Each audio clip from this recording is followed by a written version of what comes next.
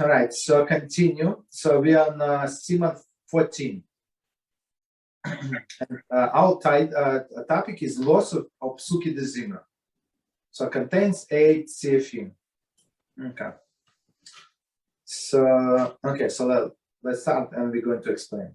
The Gemara Bracha story 2a teaches a person should always articulate a praise of the Holy One, blessed be He, and after that he should pray. Right? So he should articulate praise, and after that he should pray. Okay. So what does it mean? We have to approach HaShem in the same way that a petitioner would approach an earthly king, by first offering words of praise and then making our requests. Accordingly, the sages instituted the recitation of various psalms and praises of HaShem to HaShem before the Shmona Esrei, in which person is petitions HaShem for his needs. These psalms are referred to as Pesuke de Zimra, verses of praise. So let's, before we go to the commentary, so let's understand. So this introduction, it's not part of the Kitzur. Maybe yes, maybe no, I'm not sure. So maybe it's from translator. So it says clearly that, so if you want a favor from a king, from some dignitary, right? So you come to him and you praise. I heard so much about you. You build this, you build that. You help these people, this country, that country, and you help my community. And you're very good to the Jews. Thank you very much. We appreciate you. With this, with that. Okay, so you tell them all of the praises, and then you ask for a favor. And by the end, so the king said, okay, he's very happy. Okay, ask. What can I do for you? And now you ask. So that's exactly our approach in our prayers. So we're talking about morning prayer, Shacharis prayer, right? So first you pray this Pesuke de Zimra, all of these psalms. Right? You praise in HaShem, and then you go, of course, you say Shema. After Shema, you say Shmona Esrei. It's all of these are pure requests. Not all of them, like 3 first blessings. You praise HaShem. Middle is all of our personal requests, and last 3 is praising HaShem. That's exactly the same formula. Okay, so let's see. Commentary. See the Torah paragraph 51 and Bach. Some sources associate to prune, right? Zomer with Zimro, to prune, to cut, right? Since the recitation of this psalm also sought to cut through the spiritual hindrances to the prayer that follows. So another explanation of this Pesuke de Zimra. So it's not like you saying all of these praises to HaShem. It's to preparing you for Shmona Esrei. So you must understand before whom you stand, right? And who is HaShem and what He can do. Okay. So and it's like these psalms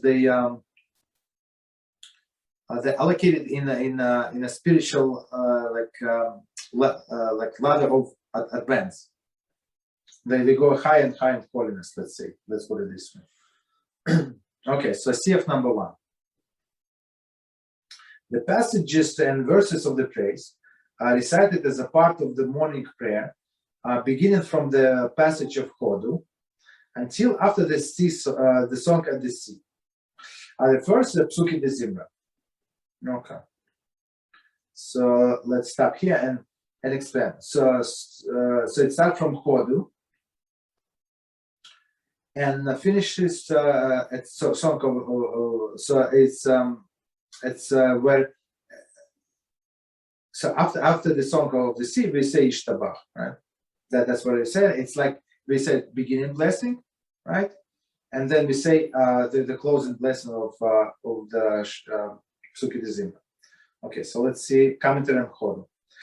The passage begins with the verse Hodu LaHashem. Hir'u Vishmoy. Give thanks to Hashem, declare His name from Divrei Amim, Okay, it's from the Lerner. So that's how we start our praying, our praises for HaShem with this verse, right?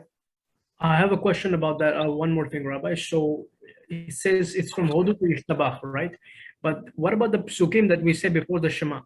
The Pesukim that we say Baruch Shamar. Yes. Sorry, Baruch Shamar, Yotzer Or, right? When you say yes. What is that?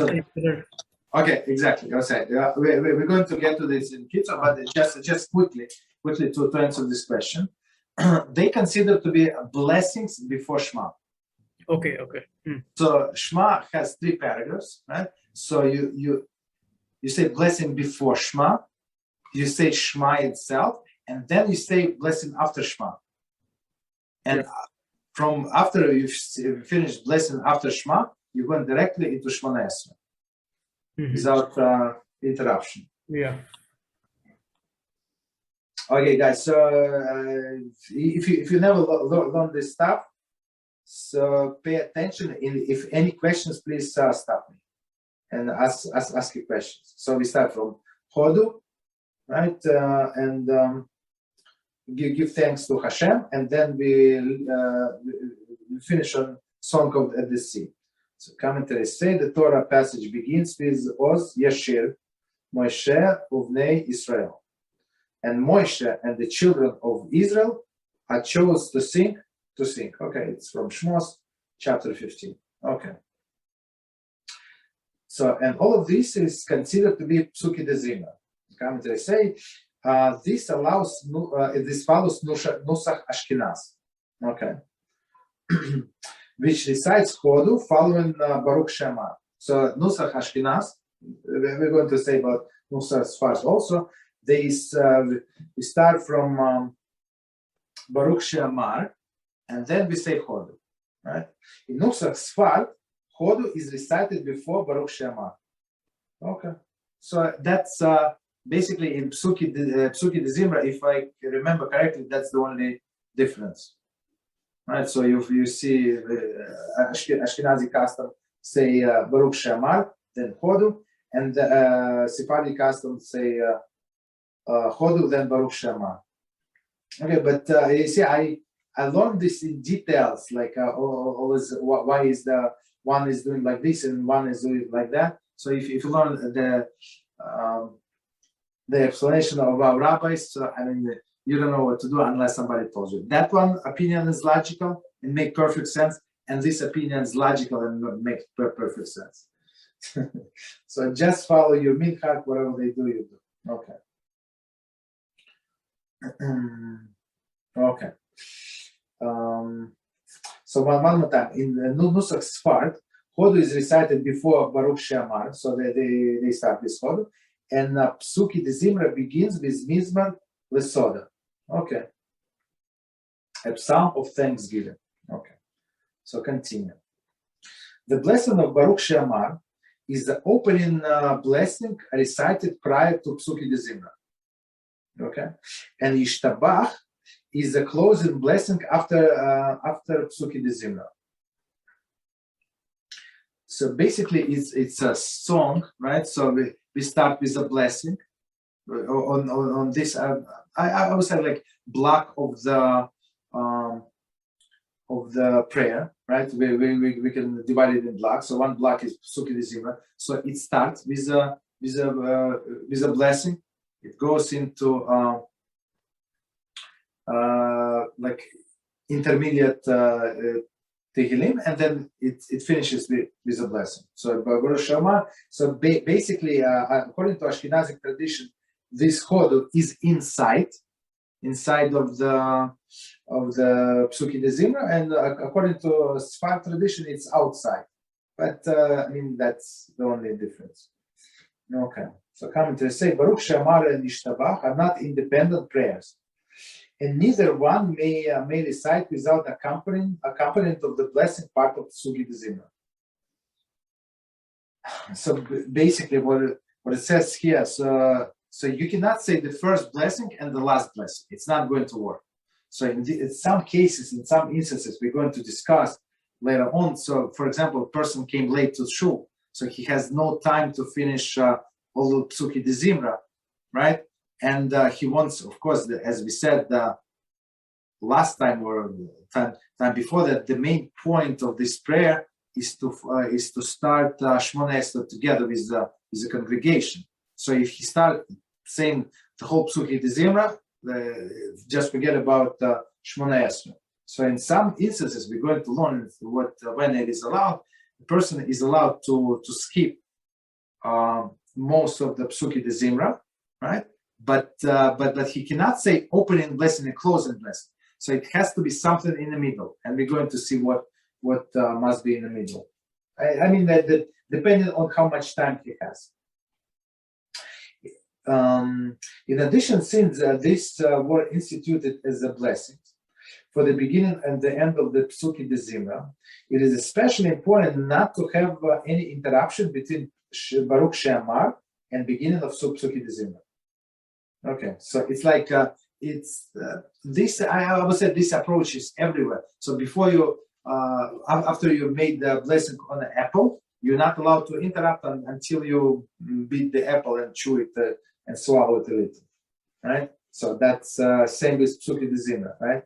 When you say Baruch She'amar, you must begin immediately saying all this Pesukim. Okay, and the same they say, and the same between end of the Pesukei Zimra, right, and Yishtabach. So Yishtabach, and after Yishtabach we say Baruch. Okay, so we say that beginning blessing is Baruch She'amar, as we said on that page. Ending blessing is Yishtabach, and we say we should not talk between them.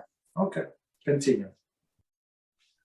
From the time one begins Baruch She'amar, so it's for both Ashkenaz and Sephardi. It does not matter. I would say from Sephardi it's from Hodu, right? From give these praises to HaShem. Right? In most Sephardic Siddurim, it says also it's the same thing. When it's not from Hodu, when it says Baruch She'amar, when you get Hashem Melech, Hashem Malach, right after Baruch She'amar, you're not allowed to speak. But before that, I think it's, if I'm not okay, but okay, all right, but it's a part of the Pesukei Zimra. So I mean, you shouldn't.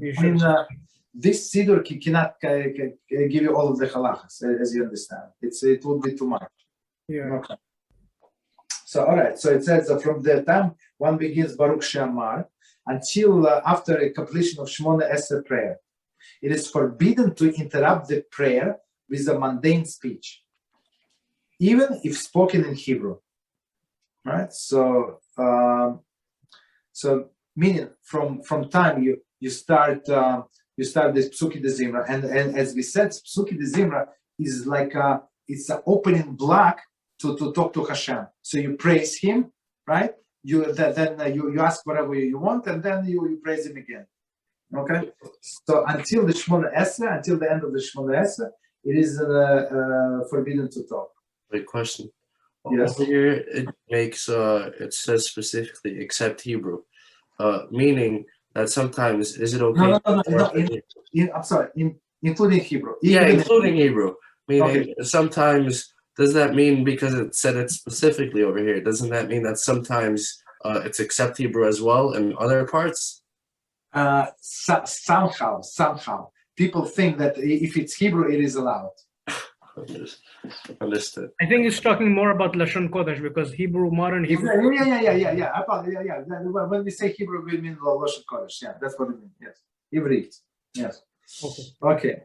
So it says, see below, which states that one may not speak mundane matters between Shmona Esrei and Tachanun prayer either. So basically, the way, as we said before, in Shul you're not allowed to talk, but on one not allowed to talk, they say especially here and especially there.